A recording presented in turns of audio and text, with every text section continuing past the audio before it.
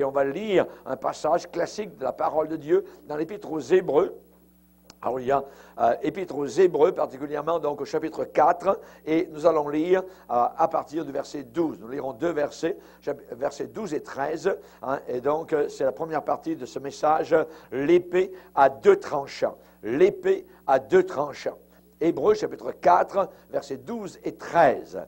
Car la parole de Dieu est vivante et efficace. Ça veut dire qu'elle est puissante, plus tranchante, plus aiguisée qu'une épée quelconque à deux tranchants, pénétrante jusqu'à partager âme et esprit, jointure et moelle. Elle juge, voyez, elle juge, elle condamne, hein, elle juge les sentiments et les pensées du cœur. Nulle créature n'est cachée devant lui, mais tout est nu et découvert aux yeux de celui à qui nous devons rendre compte. Amen. Père, nous te bénissons et te remercions pour ce merveilleux passage que tu nous accordes, sur lequel nous voulons nous arrêter aujourd'hui, Seigneur, et festoyer. Car ta parole est un vrai festin, ta parole est un vrai mets, qui nourrit notre âme. Nous prions de bénir abondamment les pensées que nous avons, Seigneur, les réflexions, que nous puissions, Seigneur, réfléchir sur la puissance de ta merveilleuse et glorieuse parole. Au nom de Jésus, notre Sauveur. Amen. Et tout le peuple dit Amen. Gloire à Dieu. Vous pouvez vous asseoir, frères et sœurs. Alléluia. Gloire au Seigneur. L'épée à deux tranchants. Et ici, l'auteur de l'Épître aux Hébreux dit que la parole de Dieu est vivante. Ça veut dire que ce n'est pas une parole morte, ce n'est pas un livre mort, elle est vivante. Ça veut dire qu'il y a de la vie à l'intérieur. Elle est efficace, ça veut dire qu'elle a beaucoup de pouvoir, elle a beaucoup d'efficacité, elle a beaucoup d'influence, voyez, d'autorité. Elle est décrite comme étant une épée à deux tranchants.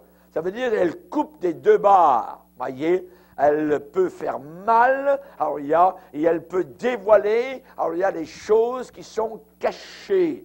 Elle est pénétrante, elle pénètre, elle va loin à l'intérieur de nos cœurs particulièrement, jusqu'à partager, ça veut dire âme et esprit. Qui peut délimiter, montrer la limite entre l'âme et l'esprit dans quelqu'un? C'est très difficile parce que les deux sont comme joints plus ou moins ou superposés ou se mélangent, voyez, l'âme et l'esprit. La parole de Dieu est capable de faire la différence entre ce qui est âme et ce qui est esprit, jointure et moelle. Imaginez, voyez, elle juge les sentiments et les pensées du cœur. Voyez, si quelqu'un est un bon prédicateur, voyez, il est possible qu'il soit traité de quelqu'un qui juge les autres, de quelqu'un qui condamne les autres. Voyez, mais plus vous êtes rempli de la parole, plus vous jugez. Voyez, puisque la parole elle-même juge. Elle juge, voyez, les pensées des cœurs. Combien de personnes ont dit, mais pasteur, voyez, vous avez dévoilé ma vie, vous avez dit des choses que personne ne savait, ainsi de suite, voyez. Parfois, certains font des révélations semblables en venant voir le pasteur, en disant, mais il y a quelqu'un qui vous a raconté des choses sur moi. Voyez, non, je ne sais rien, je ne savais pas particulièrement ce fait-là, mais la parole de Dieu, au travers de la prédication, est allée chercher ce qui était caché, voyez. Il y a des gens qui pensent que tout bon prédicateur ne doit jamais juger. Si un prédicateur ne juge pas, il est rétrograde, voyez, parce que la parole de Dieu n'habite plus en lui, parce que s'il est habité par la parole de Dieu, à un moment ou à un autre, cette parole qu'il annonce, qu'il déclare, qu'il proclame, qu'il claironne, va juger les choses dans la vie de ses auditeurs. Puisqu'il est dit, la parole de Dieu juge. Elle juge les sentiments. Elle juge les sentiments. Il y a des mauvais sentiments. Il y a des gens qui disent, il suffit d'avoir de l'amour. Vous voyez, attendez, il faut avoir le bon amour. La Bible dit que Salomon entraîné par l'amour, voyez, s'est tourné vers des femmes païennes. Ça a été sa ruine. Ça a été sa ruine, voyez. Il suffit d'avoir l'amour. Attends. Il faut avoir l'amour de la parole. L'amour de la vérité, voyez. Et puisqu'ils n'ont pas aimé la vérité, la Bible dit que Dieu leur envoie une puissance d'égarement pour qu'ils croient, non pas à la vérité, mais qu'ils croient au mensonge, voyez. Donc, nous devons être, je dirais, attentifs à la parole de Dieu. Si nous nous sentons jugés, si nous nous sentons dévoilés, merci Seigneur. Voyez, auparavant, nos anciens disaient, ben, on met le chapeau. Hein, si il nous fait, voyez, elle juge les sentiments, voyez, et les pensées du cœur. Hein. Qui peut aller voir les pensées du cœur, voyez?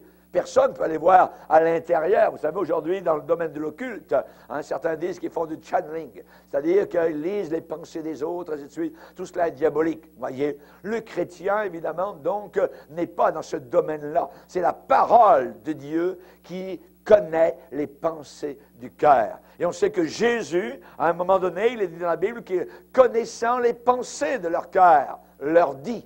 Jésus, lui, qui connaît toutes choses, et devant qui tout est dévoilé, évidemment, connaît les pensées de nos cœurs. Ce que, évidemment, personne peut-être ne peut savoir. Mais la parole de Dieu juge les sentiments et les pensées du cœur. Et ainsi, il est dit, nulle créature n'est cachée devant lui. Il n'y a personne qui est caché, voyez. On peut faire des cache-caches entre les hommes, voyez, aux hommes, mais pas à Dieu. Devant Dieu, toute créature est découverte. Tout est nu et découvert aux yeux de celui à qui nous devons rendre compte. Voyez, évidemment, le Seigneur connaît toutes choses. Et nous savons que l'auteur de l'Épître aux Hébreux, cet écrivain, parle donc d'un instrument particulier, voyez, qui coupe des deux côtés. Ça s'appelle une épée. Et l'apôtre Paul a dit, quand il a décrit l'armure du chrétien, il a parlé du casque, il a parlé de la ceinture, il a parlé de toutes sortes d'armes, et il a dit, prenez l'épée de l'Esprit qui est la parole de Dieu. Prenez, ça veut dire saisissez. Il faut connaître, il faut se servir, il faut utiliser la parole de Dieu à bon escient pour vaincre l'ennemi. On n'envoie pas quelqu'un, soldat au combat, sans arme. Il faut bien connaître notre arme. Et la Bible dit, prenez, saisissez la parole de Dieu qui est l'épée du Saint-Esprit. Merci Seigneur. Donc, toute illustration, je dirais, toute image dans la Bible concernant la parole de Dieu suggère, voyez, suggère quoi? Suggère de la puissance, suggère de l'énergie, suggère de la lumière, voyez. La parole de Dieu est vivante, c'est pas la mort, elle n'est pas inefficace, elle est puissante. Elle ne revient pas à Dieu, celui qui l'a donné de sa bouche, sans avoir fait un effet dans les cœurs, un effet dans les corps, un effet dans les vies des personnes. Il y a toujours un effet. Et c'est la raison pour laquelle le psalmiste va dire, un jour dans tes parvis vaut mieux que 1000 ailleurs, parce que c'est là, en un seul jour, on peut apprendre des choses qu'on n'apprendra pas en des années dans le monde. Amen. La parole de Dieu, quand elle est bien prêchée, quand elle est bien appliquée, quand elle est bien, je dirais, décrite, expliquée, alors eh bien, elle fait du bien, elle nous encourage, elle nous montre ce que nous sommes, elle nous met à nu. Merci Seigneur pour cela. Et on sait qu'elle est illustrée dans la Bible. Jérémie va dire, ta parole n'est-elle pas comme un marteau? Un marteau, imaginez, un marteau. Donnez-moi un coup de marteau, vous allez voir, vous voyez. Hein? Il y en a qui ont des bonnes réactions, mais il y en a qui ont des réactions différentes, vous voyez. Il y a toutes sortes de mots qui peuvent sortir de leur bouche, vous voyez, et que lorsque le pasteur, parfois, donne un coup de marteau en parlant de la Bible, il y a des gens qui, parfois, peuvent sortir aussi toutes sortes de mots de leur bouche. C'est pas bon, c'est pas bien, vous voyez. Non, au contraire, si la parole de Dieu nous fait mal, si elle nous blesse, eh bien, nous devons aller nous faire guérir, vous voyez, parce que le Seigneur châtie, mais il guérit aussi. Amen. Il nous montre notre besoin comme un enfant, évidemment, s'il est bien élevé, il va être châtié. Aujourd'hui, ça devient interdit de donner une petite fessée, voyez, aux enfants. Hein, ça leur fait du bien. Si nos bébés, nos enfants avaient les fesses un peu plus bleues, on aurait moins de problèmes dans notre monde actuel. Vous êtes d'accord avec ça? Oui. Amen. Bon, Seigneur, amen. Vous me suivez? Mais vous êtes hors la loi. Vous êtes hors la loi. Alors, on s'en vient, je dirais, hors la loi. Par exemple, dans tout l'État de Californie actuellement, c'est interdit. Vous êtes hors la loi si vous donnez une petite fessée à votre enfant. Voyez. Évidemment, donc, la parole de Dieu nous dit de reprendre nos enfants, de les élever parfois avec une petite fessée. Et évidemment, on va éloigner le mal ensuite, donc, de cet enfant. C'est la raison pour laquelle aujourd'hui, il y a tant de misère, tant de mal dans les familles. Les parents ne reprennent plus les enfants. Ils ont été habitués à docteur psychologue, docteur ci, docteur ça. Voyez, l'enfant roi. Voyez, laisse l'enfant s'exprimer. Si il a envie de taper contre le mur, qu'il tape contre le mur. Si il a envie de taper contre maman, qu'il tape. Si il a envie de taper contre son frère ou quoi que ce soit, ou l'étrangler. Il n'y a pas de problème. Il faut le laisser faire s'exprimer. Voyez, jamais de la vie. Jamais de la vie. Voyez, c'est aux parents à exprimer la verge de Dieu. Voyez, paf, paf. Pour évidemment donc montrer où il y a le bon sens des choses et lui montrer évidemment donc où se trouve, je dirais, ce qui est censé. On sait que la Bible est décrite comme un marteau. Et on va le lire, si vous voulez, dans Jérémie 23. Et ici, la comparaison est faite par rapport aux paroles des faux prophètes. Voyez, la parole des faux prophètes, qui est comme de la paille. Et la Bible dit au verset 28, Jérémie 23, verset 28, que le prophète qui a eu un songe raconte ce songe et que celui qui a entendu ma parole rapporte fidèlement ma parole. Pourquoi mêler la paille au froment, dit l'Éternel? Ma parole n'est-elle pas comme un feu, dit l'Éternel, et comme un marteau qui brise le roc? Qui brise le roc. La parole de Dieu, ici, elle est décrite comme étant un feu. Ma parole n'est-elle pas comme un feu? Normalement, la parole de Dieu doit brûler les scories, doit brûler ce qui est frivole, la paille, voyez. Et c'est ainsi, évidemment, qu'elle fera nettoyage dans nos cœurs, comme un marteau qui brise le roc. Le roc, c'est dur, voyez. Et qu'est-ce qui va briser un cœur dur, si ce n'est la parole de Dieu sous l'action du Saint-Esprit. Un marteau, un feu. L'apôtre Pierre va dire que la parole de Dieu est une semence dans notre cœur, voyez, une semence qui doit porter un jour du fruit, sous l'action, sous la pluie bienfaisante du Saint-Esprit. Voyez, il faut semer la parole de Dieu. Elle pénètre l'obscurité, parce qu'elle est décrite aussi comme étant une lampe. Ta parole est une lampe à mes pieds. Et aujourd'hui, tout est noir, obscur autour de nous. Et la seule lumière valable et vraie que nous pouvons avoir, c'est la parole de Dieu. Voyez, c'est la parole de Dieu qui est une lumière. Ta parole est une lumière sur mon sentier. La parole de Dieu, c'est elle seule capable de briser toute opposition. Toute opposition. Elle consume le cœur de celui qui aime la parole de Dieu. Jérémie va dire, j'ai dévoré ta parole, elle a fait la joie et les délices de mon cœur. Amen. Voulez-vous avoir de la joie? Lisez la parole. Voulez-vous avoir des délices dans votre cœur? Lisez la parole. Méditez la parole. Mangez la parole. Venez entendre la parole. Alléluia. Tout est autour de la parole de Dieu. Et bien souvent, les musulmans ont décrit les chrétiens comme étant les gens du livre.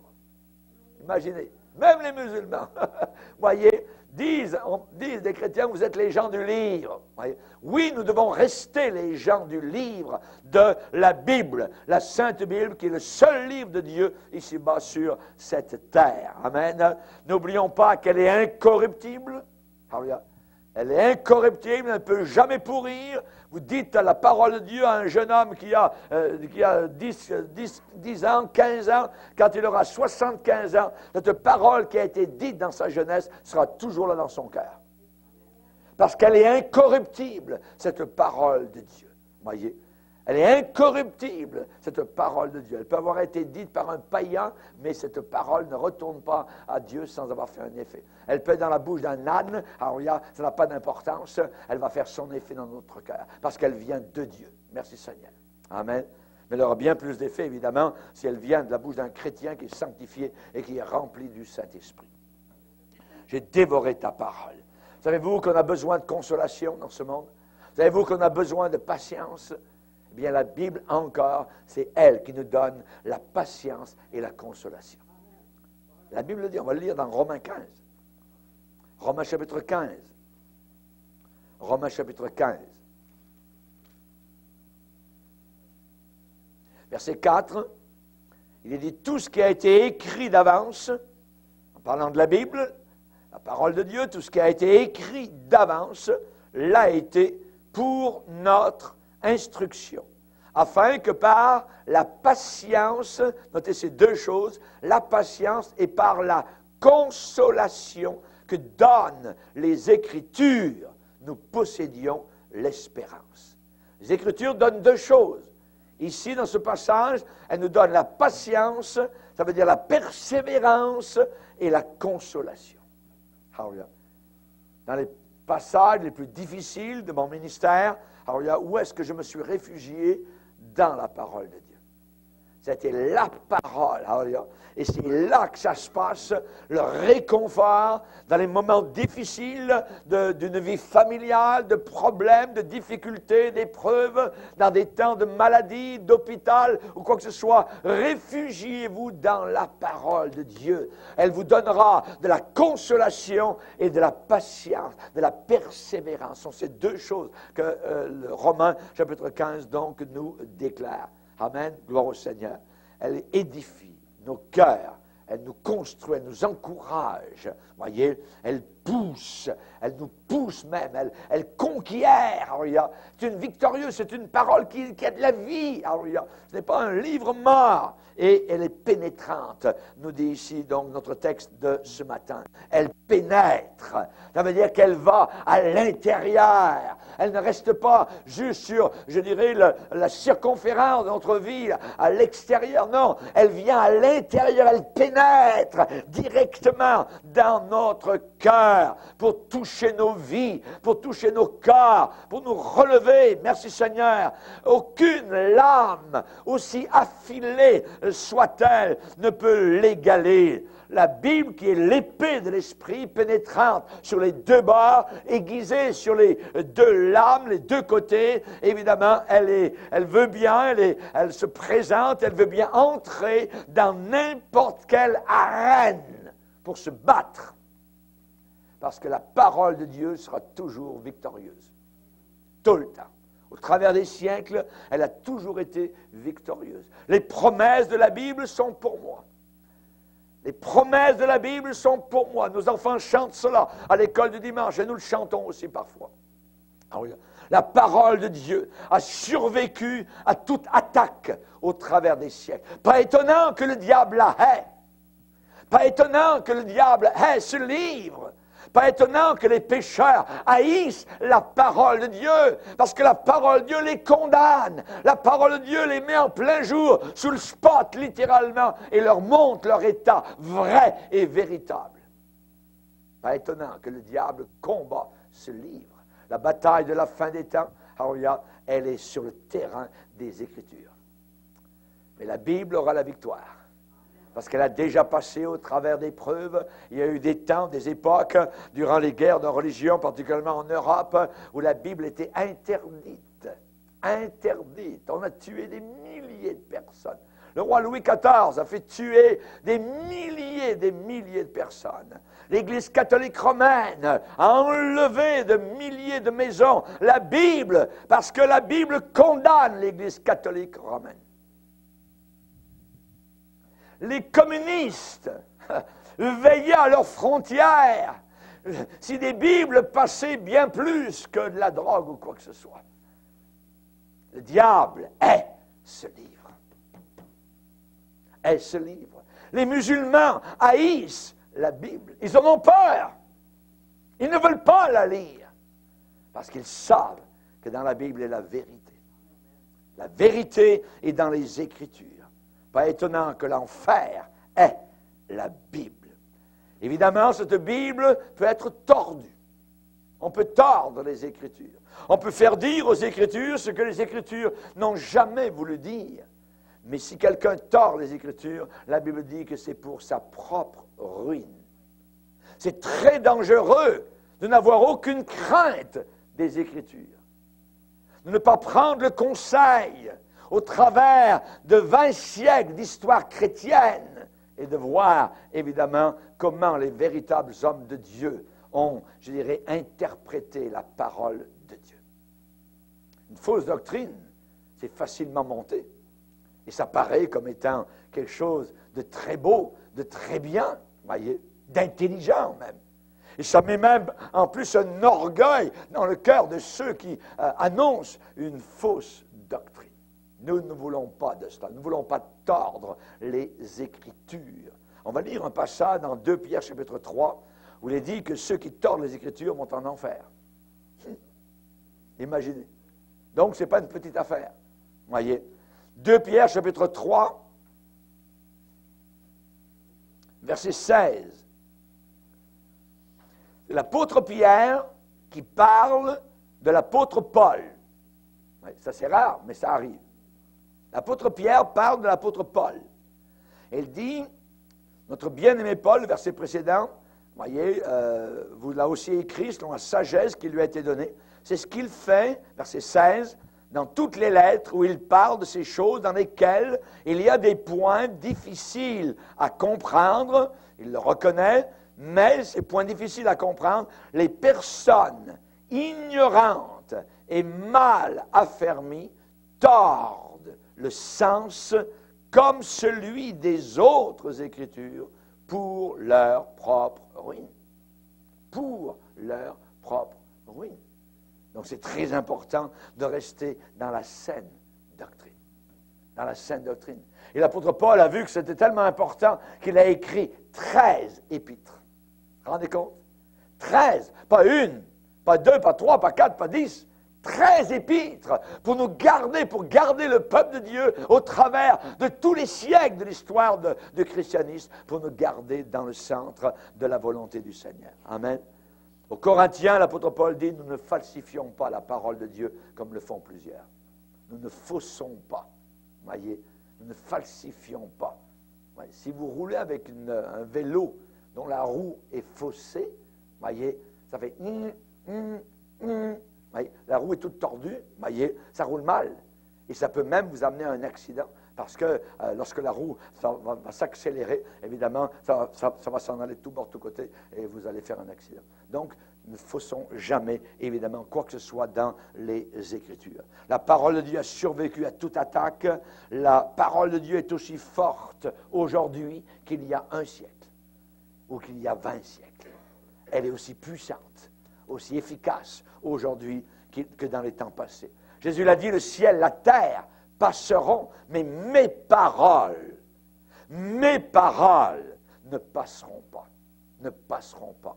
La parole de Dieu, c'est elle, évidemment, qui fait foi. Et là, ici, elle est décrite comme étant plus tranchante qu'une épée quelconque à 2 tranchants. Plus tranchante. Tranchante, ça veut dire affilée, aiguisée. Et je me rappellerai toujours, quand j'étais jeune, mon père, alors à cette époque-là, il y avait des rasoirs, vous voyez, c'était en 2 morceaux, vous voyez, et on ouvrait ça, et c'était une lame. Mes amis, vous voyez, et avec la lame, c'était large de même, et ça rasait, vous voyez, ça marchait, ça fonctionnait, il y avait le blaireau, il y avait tout un cinéma, vous voyez, autour, et tout ça, et il y avait du savon, mais c'était la grosse affaire, vous voyez, c'était aiguisé, c'était très affilé, chouc, vous voyez, et chouc, voyez. Et la Bible, la parole de Dieu, est tranchante, vous voyez, est tranchante. Et parfois, c'est un lieu dangereux que l'Église, parce qu'on peut se faire trancher les 2 oreilles. Vous voyez? Parce que la parole de Dieu nous dévoile et elle nous montre, évidemment, donc, la réalité de notre expérience chrétienne.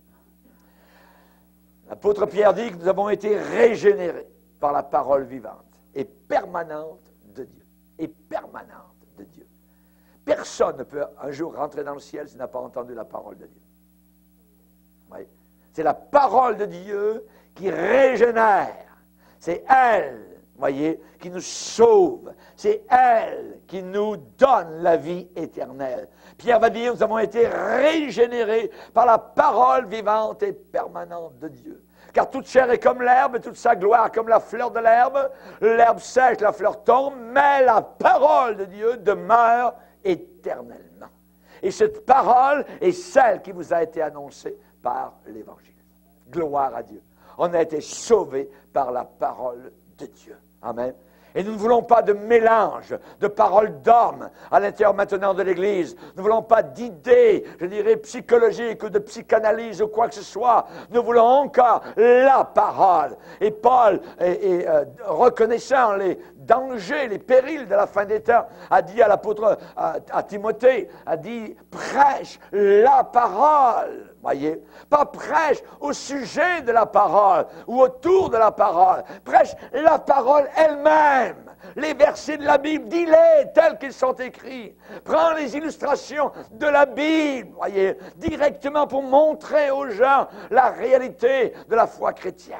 Prêche la parole, parce qu'il viendra une époque où les hommes ne supporteront plus la saine doctrine, mais ayant la démangeaison d'entendre des choses agréables. Nous voulons la parole, l'épée tranchante, et non pas les choses agréables, voyez, que les gens aujourd'hui désirent, et ils ont bien souvent des pasteurs selon leurs désirs pernicieux, et non plus selon l'autorité de la parole du Seigneur, qui pourrait les sauver et les amener donc dans la présence du Sauveur vivant.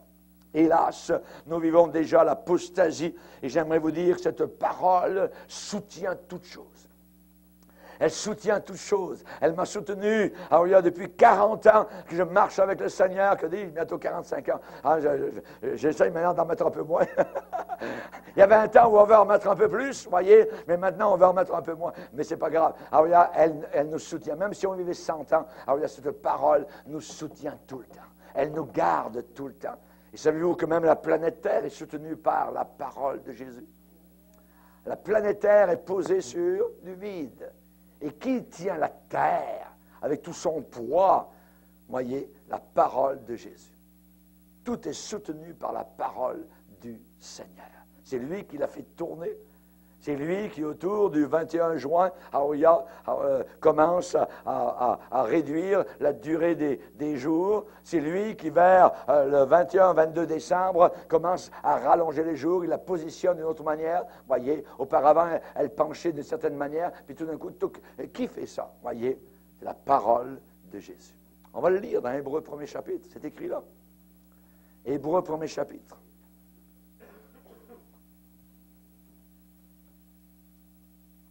Hébreux 1er chapitre,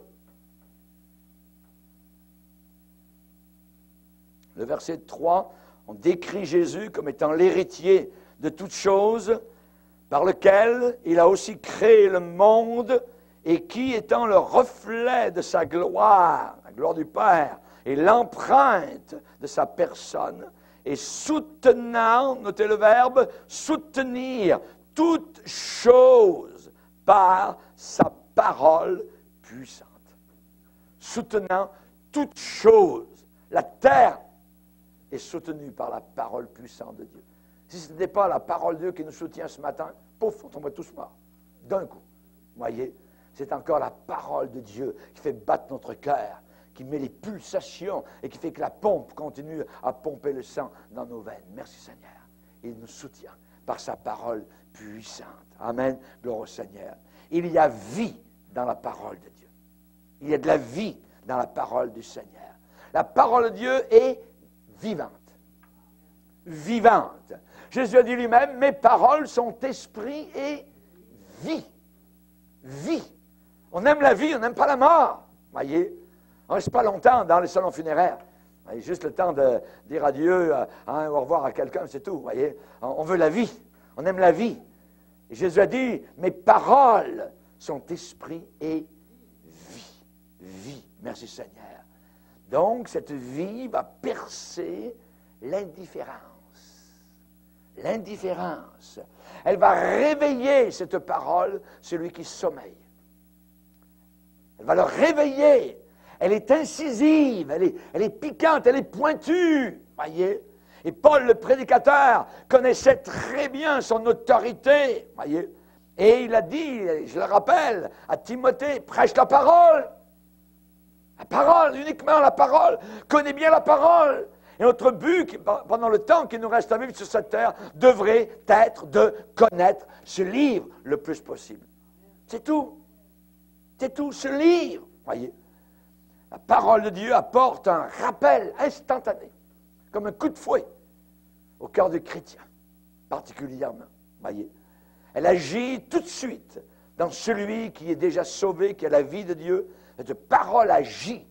Elle n'est pas sans action, à moins que la personne soit morte, qu'elle n'est même pas sauvée. Voyez, mais normalement, la parole de Dieu, entendue, prêchée, tout de suite, eh bien, elle agit dans le cœur de celui ou celle qui l'entend. Et cette parole élimine l'argument. Oui, mais non. Ouais. La parole de Dieu a autorité. Elle élimine l'argument. Cette parole vous ouvre, je dirais, grand ouvert, voyez, et au grand jour. Elle est pénétrante. Voyez.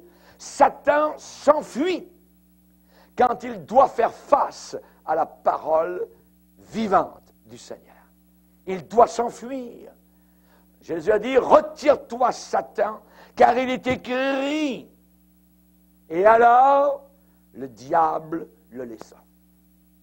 Le diable ne peut pas résister à la parole de Dieu. Vous pouvez mettre toute l'eau bénite que vous voulez dans vos maisons pour protéger vos maisons. Le diable s'en fout, les démons aussi. Tout ça, hein? Ce que le diable craint, c'est la parole de Dieu.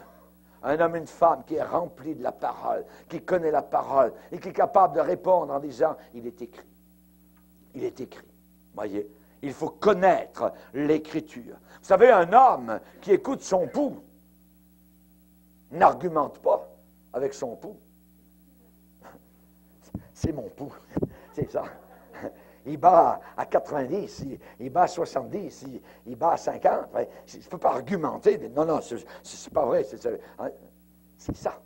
C'est la réalité. Voyez. C'est le vrai battement de notre vie. Voyez. Évidemment, un homme ne demande pas une investigation, peut dire, mon cœur ne peut pas battre. Non, c'est ça. Il bat donc à cette vitesse-là. Et je ne peux pas non plus, je dirais, nier le soleil dans un jour qui est nuageux. Soudain, un rayon arrive au travers des nuages. Le rayon me dit qu'au-dessus des nuages, il y a un soleil. Amen. Le rayon me dit qu'il y a un soleil quelque part. Voyez. Le rayon du soleil est la preuve que le soleil existe. Et s'il y a une Bible, cela veut dire qu'il y a un Dieu. C'est la parole de Dieu. Sinon, on n'a pas besoin de Bible, mettons ça dans la poubelle, voyez. Cette Bible est le rayon de soleil qui me dit qu'il y a un soleil divin qui s'appelle Jésus-Christ là-haut dans la gloire éternelle. Ce livre, est le prolongement du bras du Seigneur Jésus-Christ. Et moi, je suis à la réception. Et il me parle au travers de sa parole. Merci Seigneur. Merci Seigneur. La parole est une évidence semblable. Vous mettez votre doigt ici, ça fait boum, boum, boum, boum. Ça veut dire quelque part dans votre corps, il y a une pompe. Elle se trouve être de votre côté ici. Ça s'appelle un cœur. Parce que vous entendez ça. Et quand vous ouvrez ce livre et que votre cœur fait boum, boum, boum, ça veut dire qu'il y a quelqu'un qui vous parle. Il y a un Seigneur. Il y a un pays de gloire. Il y a quelqu'un qui vous aime. Amen. Et lui, il a donné son sang à la croix du calvaire par amour pour chacun de nous. Merci Seigneur. Merci Seigneur. Amen. Gloire au Seigneur. Ici, nous avons entre les mains une épée. C'est un témoignage inébranlable, voyez, même s'il est examiné de long en large. Un jour, il y avait un imam qui a dit à quelqu'un, il dit qu'il était dans les forces palestiniennes, ça, il va falloir que tu ouvres la Bible, tout ça, parce que il faut connaître ce livre, il faut combattre les chrétiens, tout ça, voyez. Et le jeune homme a commencé, pendant plusieurs semaines, il n'a même pas voulu toucher à ça. Il dit, c'est le livre des chrétiens, et ainsi de suite. À un moment donné, il a commencé à lire des jours, des nuits entières. Et à la fin, il est retourné vers l'imam et il a dit, je suis devenu chrétien. C'est vrai. Et l'imam, il a cassé quasiment la maison, vous voyez, où habitait, donc, c'était un Palestinien, donc, qui était armé, qui combattait, donc, véritablement un combattant contre les chrétiens. Merci Seigneur, la puissance de la parole de Dieu. La puissance de la parole de Dieu. Et il n'est pas le seul. Il n'est pas le seul. Il y a des gens qui ont dit, je vais détruire le christianisme. Ils ont lu la Bible, ils l'ont lu d'un bord et d'autre, et à la fin, ils sont devenus chrétiens.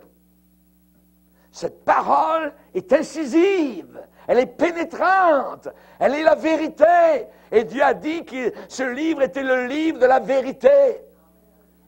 Dans Isaïe, il a dit, lisez le livre. Lisez le livre. Quel livre? Voyez, la Bible. Il y avait un chrétien un jour qui était en train de mourir, il était dans sa chambre, il y avait un serviteur qui était là, et il a dit au serviteur, amène le livre. Le serviteur dit, quel livre, monsieur? Voyons, il n'y a qu'un seul livre. C'était la Bible. Voyez. Quel livre? La parole de Dieu. La parole de Dieu. L'épée efficace et puissante. Alléluia. La Bible, avec la vitesse de la lumière, montre à l'homme son intérieur. C'est vite fait. C'est vite fait. Jésus s'en est servi et ça a pris quelques secondes pour atteindre la femme au puits de Samarie. Appelez-vous la Samaritaine. Voyez? Appelle ton mari. Il n'y a pas de mari. À la fin de l'entretien, cette femme est allée au village et elle a dit, venez voir un homme qui m'a dit tout ce que j'ai fait. Ça a pris quelques secondes à Jésus à aller chercher cette femme, à montrer ce qu'elle était. L'épée de l'esprit s'est mise en action avec luminosité, avec vivacité, avec perspicacité. Cette femme a été vaincue devant la parole de Dieu. La parole était faite chair. Jésus est la parole. Et nous avons le prolongement de la parole par ce livre. Ce n'est pas uniquement le papier, c'est l'esprit qu'il y a à travers cette parole. C'est Jésus qui nous parle. Qui est apparu à Moïse dans le buisson ardent? Jésus. Qui est apparu à Josué devant Jéricho? Jésus. Il est partout, au travers de toutes les Écritures. Il est le Seigneur. Il n'est pas le Père, il est le Fils. Et au début de la création, il a dit, faisons l'homme à notre image. Faisons. Il y a des gens qui ne croient pas à la Trinité. Moi, j'y crois, j'y tiens. Et j'y tiens. Fermement. C'est très important. Oui. Parce que le Père n'est pas le Fils. Jésus n'est pas le Père. Quand Jésus était sur la croix, il a dit, Père, pourquoi m'as-tu abandonné? Il ne s'est pas parlé à lui-même. Il a parlé au Père. Et quand il est sorti du Jourdain à son baptême, la voix du Père s'est fait entendre. Celui-ci est mon Fils bien-aimé, en qui j'ai mis toute mon affection. Les premiers chrétiens disaient, vous voulez voir la Trinité? Descendez au Jourdain. Ça veut dire, au baptême de Jésus, au Jourdain, nous voyons la Trinité. Il y a Jésus qui est là, la voix du Père se fait entendre, et l'Esprit de Dieu descend sur lui sous la forme d'une colombe. Vous avez de l'eau, vous avez de la vapeur, vous avez de la glace. C'est la même chose, mais sous des aspects différents. C'est tout ce qu'on peut dire, on ne peut pas guère aller plus loin que cela, voyez, mais nous croyons à la Trinité. À la Trinité. Jésus a parlé à la femme, en quelques secondes, par la parole de Dieu, il l'a totalement dévoilé. Il a atteint tout recoin sombre de sa vie. Il a réduit au silence chaque argument qu'elle a voulu apporter à Jésus. Jésus a dit, Dieu est esprit, il faut que ceux qui l'adorent en esprit et en vérité. Elle voulait parler d'arguments. Oui, mais c'est quelle religion qui est la bonne, blablabla. Puis là-bas, vous les Juifs, vous adorez à Jérusalem. Nous, on adore sur telle montagne. C'est quoi la bonne affaire? Voyez. Jésus a dit, Dieu est esprit. Et il faut, c'est une nécessité, il faut que ceux qui l'adorent en esprit et en vérité. Et en vérité. Ce n'est plus un lieu, voyez. C'est maintenant une relation personnelle avec le Seigneur. On voit que le passé de cette femme est remonté à la surface comme la crème remonte à la surface du lait. Chouk, voyez. Son passé était devant le Seigneur comme un livre ouvert. Tu as eu raison de dire, je n'ai pas de mari, car tu as eu 5 maris. Il n'a pas dit 4, ni 3, 5. Il n'a pas dit 6, 5. La parole est exacte. 5 maris. Et celui que tu as maintenant n'est pas ton mari. Oh. Jésus est la parole. La parole de Dieu coupe, elle tranche toute prétention.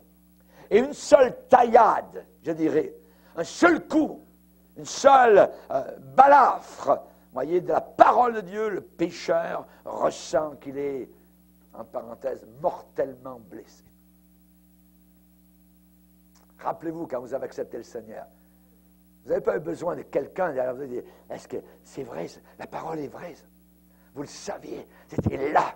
C'est la parole qui a fait le travail dans votre cœur. Et le message est bien plus grand et plus important que le messager.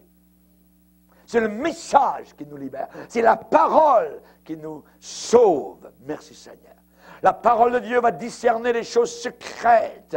Elle juge. Ça veut dire elle critique les sentiments et les pensées du cœur. Et rien ne va changer pour le mieux.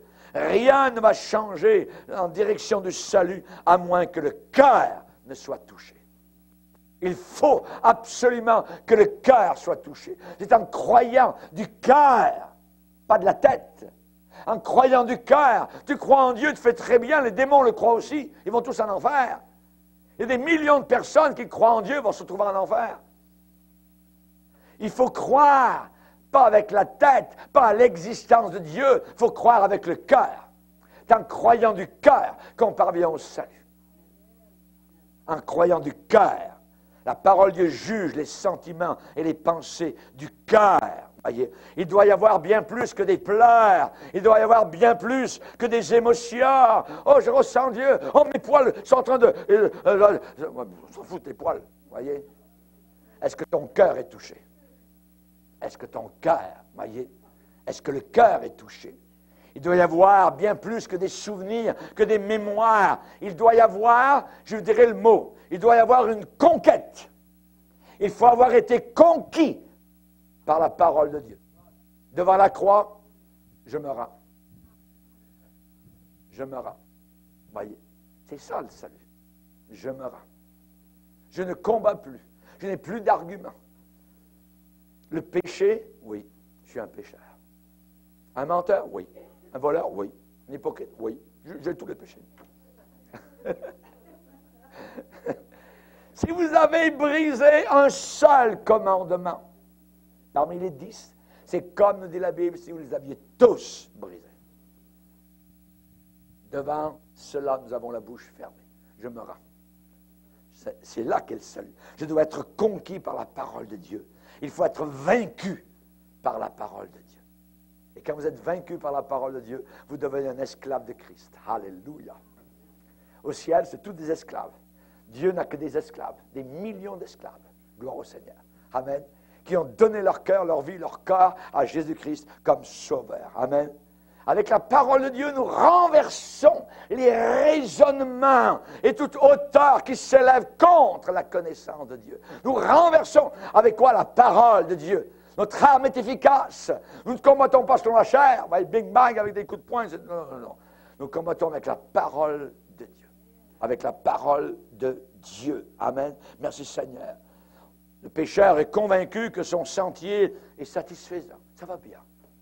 Je vais m'arranger avec Dieu là-haut. Ouais. Et la Bible dit, il y a une voie qui semble droite à un homme. Mais le bout du chemin, c'est la perdition, l'enfer éternel. Ah, mais ça semblait droit, ça semblait correct. Laisse tomber tomber, ça semble. Ce qui est important, c'est ce que la Bible déclare. C'est ce que la Bible déclare. Chers amis, qu'allez-vous faire quand vous serez à 5 minutes de la mort? À 5 minutes de la mort. Ce qui va être le plus important, ça va être ce livre. Ça ne sera pas vos sentiments, puis ça va être ce livre. Tout ce que ce livre enferme. Et vous allez le retrouver tout de suite de l'autre côté. Parce que ce livre sera ouvert et c'est lui qui va vous juger. Jésus dit, moi je ne juge personne. Il a dit, c'est la parole que j'ai annoncée qui sera le juge. Là-haut dans le ciel, les gens vont retrouver encore la Bible. La Bible. Ils veulent s'en débarrasser. Oui. Non, tu vas retrouver la Bible là-haut encore dans l'éternité. Le pécheur a des pensées, des imaginations méchantes qui vont colorer sa détermination à continuer sur un sentier d'autodestruction. Oui. C'est dangereux.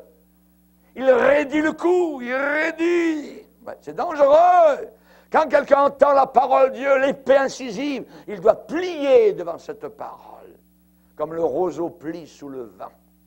Nous devons plier devant la parole de Dieu. Amen. Le pécheur a des pensées impures, des pensées sales, qui l'enchaînent à un cours d'autodestruction. Salomon a marché sur ce chemin-là. C'est un champ de mine. Et il a écrit, garde ton cœur plus que toute autre chose, parce que de lui viennent les sources de la vie. Le cœur, le cœur. Et c'est là où c'est gagné ou bien c'est perdu. C'est là où gagné ou bien c'est perdu. C'est là où se trouvent les sources de la vie, le cœur. Ce n'est pas dans la tête, ce n'est pas dans le système digestif, voyez, c'est dans le cœur. Le royaume de Dieu ne consiste pas à manger, au boire, pas manger ceci, pas manger cela, voyez, on s'en fout complètement. Mange ce que tu veux, voyez, c'est le cœur. Dieu regarde, pas au système digestif, il regarde au cœur. Acheter de tout ce qui se vend sur le marché, voyez. Nous, les chrétiens, n'avons aucune restriction, voyez, aucune restriction sur le manger. Lisez avec moi, dans Hébreux chapitre 13. Hébreux chapitre 13, le verset 9.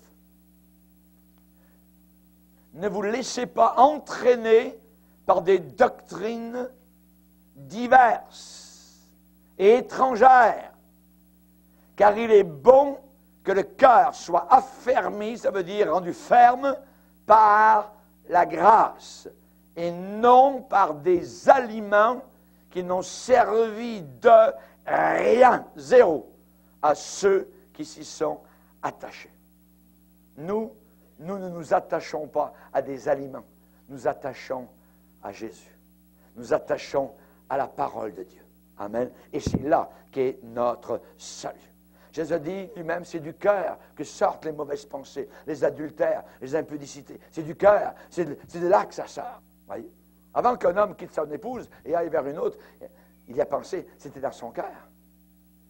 C'est dans son cœur. C'est le cœur. Garde ton cœur plus que toute autre chose. Vous avez vu les camions gardants? Les gars, ils sont avec des mitraillettes à côté. Ils gardent quoi? L'or et l'argent. Ouais. Garde ton cœur plus que ça. Mitraillette du Seigneur. Quelle mitraillette? On n'a pas de mitraillette. On a une épée. Amen. On a une épée. Amen.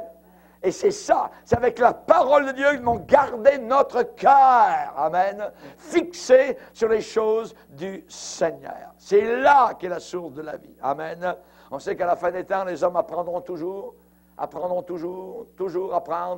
des cours, ci, cela, vous voyez, apprendront toujours l'étude, la science, la diète, ainsi de suite, toutes sortes d'affaires, vous voyez, apprendront toujours, n'arriveront jamais à la connaissance de la vérité. Si vous savez ce qu'est la vérité, si vous marchez dans la vérité, vous êtes les millionnaires, pour l'éternité. Vous avez tout gagné, le gros lot, le loto, vous pouvez sauter au plafond, vous pouvez faire ce que vous voulez, allez-y, c'est merveilleux, parce que si vous connaissez la vérité, vous avez trouvé la vérité, vous marchez dans la vérité, plus dans une religion, c'est glorieux. Baissons nos têtes, prions le Seigneur. La suite du message ce soir. Seigneur, te remercions pour ces quelques instants, Seigneur, où nous avons médité ta parole. Nous te remercions, Seigneur, d'avoir édifié nos cœurs, nous consoler, nous donner la persévérance au travers, Seigneur, de cette épée merveilleuse que tu as placée dans nos mains. Nous te bénissons, Seigneur, pour le cours d'armes que tu nous donnes, Seigneur, pour savoir se servir de l'arme spirituelle, pour combattre les fausses doctrines, pour combattre l'apostasie de la fin des temps, Seigneur. Aide-nous, Seigneur, à annoncer ta parole. Aide-nous à rester sur ta parole, à serrer fermement dans notre main ta parole. Nous te remercions, Seigneur, car le Saint-Esprit, c'est lui qui est notre infirmier, c'est lui qui vraiment agit, et c'est lui qui va couper immédiatement au cœur du problème. Ah, merci, Seigneur, pour l'épée de l'Esprit qui est tranchante, qui est affilée comme un rasoir, qui là nous pénètre et nous montre il y a des choses telles qu'elles sont et qui guérit en même temps nos vies entières. Dans le nom puissant de Jésus, nous te prions ces choses. Amen. Et tout le peuple dit Amen. Amen.